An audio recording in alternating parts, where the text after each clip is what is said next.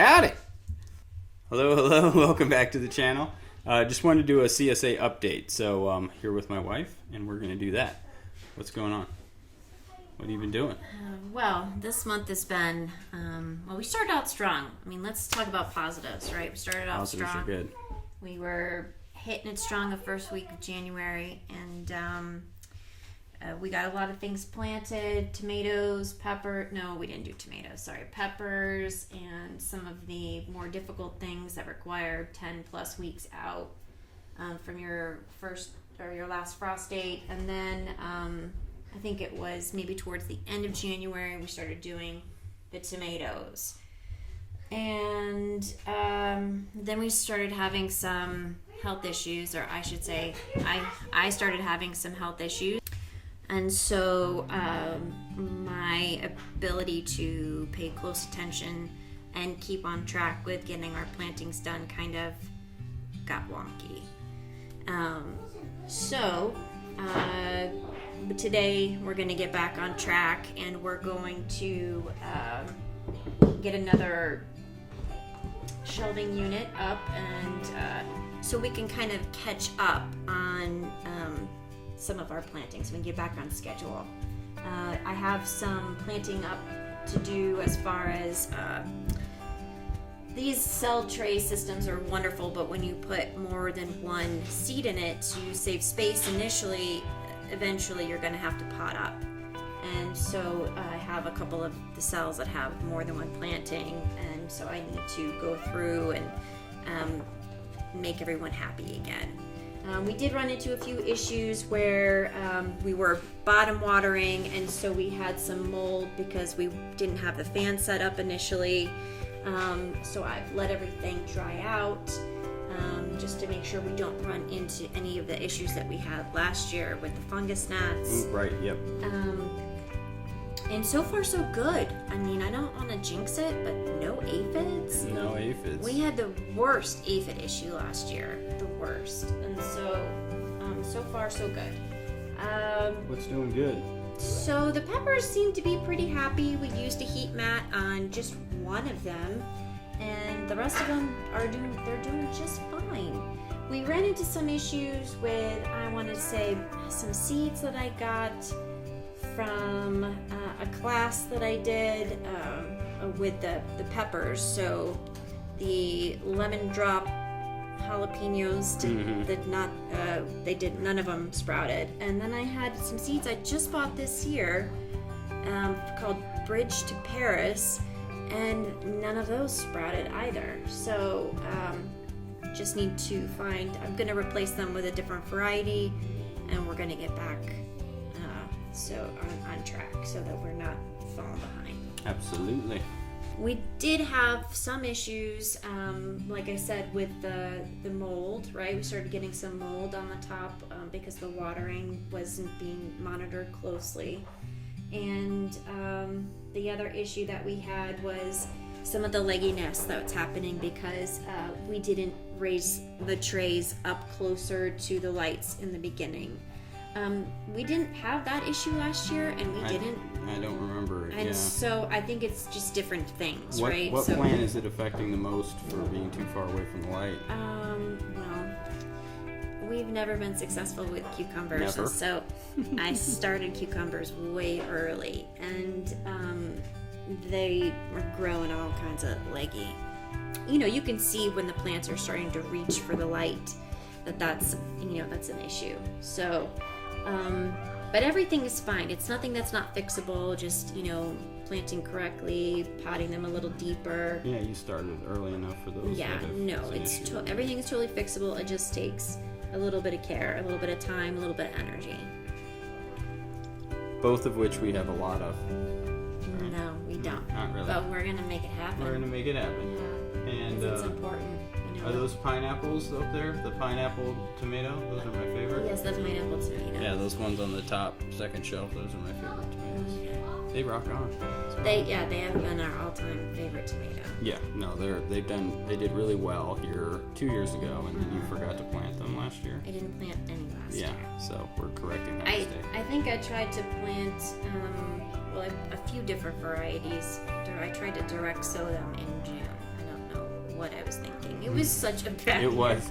Well, it was first year, And we we were panicked trying to get the garden going. I think we had 400 varieties and 400 plants of tomatoes, so it, I didn't think that we needed any, but then last minute I was thinking about the very specific varieties that we love, and I don't know. Last year I had surgery in January, and it just destroyed the whole gardening season. No, it really did. It really did. It was rough recovery for that. So what else we have going on is, so she's in the middle of this EBV battle. I haven't even been tested yet. I'm sure I'm not as bad as her. I'm sure I've got some of it or co-infections of it, right? No, you were no. EBV is the co-infection. Right, the co-infection of Lyme. So the thought is that we have Lyme, because it's really difficult to test for Lyme. You can get false positives, false negatives. What we did do was we did the nattokinase. We did that. Yes. A few years ago, at the end of our time when we owned a restaurant, we were feeling, not so great, and we tested. We did have an experience when we first headed out west. We were hiking, and everybody got bit by a tick. And no bullseye, none of the normal stuff that you would think, but have had a variety of issues that would confirm. My oldest got the kind of trademark stretch marks that go along the spine that are associated with Bartonella. And then you did the test with the nattokinase and confirmed that it's more than likely Yeah, that was rough. Lyme. Yeah, because you start getting this die-off and get the Hertz reactions, and I only made it to like an eighth of a pill or something, and I was like, this is terrible. I probably should have gone through with that, but I don't know what we were doing at the time, so I can't even think back that far, but yeah. So she got her EBV results back. We did another test because it's been a couple years since. Well, we did the test because I've been going for ozone treatments, and ozone, that's basically where they ozonate saline, and it helps to kill the viruses in the body. So, and we just started those back up again based on testing that I had done in 2019. And just to check up and mark, the numbers of where we're at now, we just did another test recently, and now we're adjusting the protocol accordingly, so that we can, just get a better gauge on whether or not I'm making progress.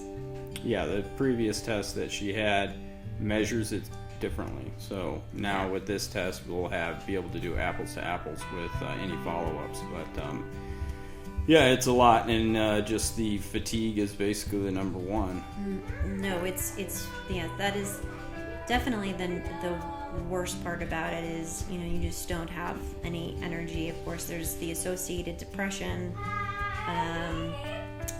and headaches, nausea, all of the things like that. I think the scariest part about EBV that a lot of people don't talk about, because 95% of the population has EBV, and so you think, oh, okay, it's just my immune system and I gotta kick it into gear and I can work on that. But people don't really talk about the fact that it's the precursor to non-Hodgkin's lymphoma, and that there are malignancies here that are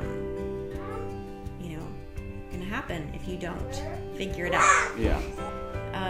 So we've adjusted the protocol now to and hopefully ramp things up, and but then the things that go along with the protocols just include a detox. Detoxing is tricky because you get what they call Hertz reactions. Yeah. And those make you feel very sick as well. So it's hard to feel productive while you're trying to go through the protocol of at least knocking this virus backwards, because it takes your body thinks it's like running a marathon because you're putting it through so much. You're trying to ask it to really fight this thing off, and then it has to deal with all the die-off and the crud that comes from, you know, killing off the virus and trying to get that waste out of the body. So it really is a challenge just to, you know, be able to function and do the everyday basic household things, let alone extra, right? Let alone anything. Mm-hmm. You know, it's I mean, EBV is mono. Right. So yeah, it's chronic mono. Yeah. when you think about mono, you know, people, they sleep for like really long periods of time, and that's not really an option. Nor do I think I'm even capable of that. You know, my mind is far too active. That would never happen. But here's, you know, when we try to think about the positives of being sick, having this issue really causes you and makes you focus on the things that are important. When you have a limited amount of energy, it's crucial that you're very specific with where you're going to spend your energy. And I have always wanted us to move in the direction of doing a CSA of sorts. That has really always been in my heart. And we wound up in different areas of life doing a different version of that in some way, you know, with bringing healthy food to people in some way or another. And now, I think it's more important than ever for us to head in this direction. And I feel like I have a lot to fight for. Yeah, I mean, we have to do it even just for our own health. Right. So, No. yeah, you might as well go above that and do the provide food for their neighbors and Yeah. friends and all that stuff. Yeah. Especially when we're talking about the things that are happening in our world today, and you really start to sit back and think, you know, where can I add value? You know, what do I have to offer? Growing food and growing things is just always, it's just been it. Yeah. Little by little, we'll make it happen. There's Yes, ma'am. There's a lot to do here, but I think, again, when we're trying to focus on the positive, we get to do the work. We have a space to do this kind of work, and not everybody does. Mm-hmm. And so, in that way, we're very blessed, and I don't discount that at all. I think it just makes me even more motivated to figure this out with our health, because it's you know, we're truly blessed. Yeah. So, anyway. No, we are what? We are. No, it's. I mean, it's an incredible opportunity to develop this property, which is what makes the EBV thing frustrating. You know, it's climbing a mountain. That's what it feels You like. gotta spin it. You gotta spin it in your mind. Mm-hmm. Yeah, it's reverse psychology. Mm-hmm. Absolutely. Anything else? No. That's it? Well, for now. I mean, Yes. I think the name of the game for us right now is just getting back on track. You know, it's still just, you know, mid-February. Mm-hmm. So we're not, you know, really behind, but it's so very important to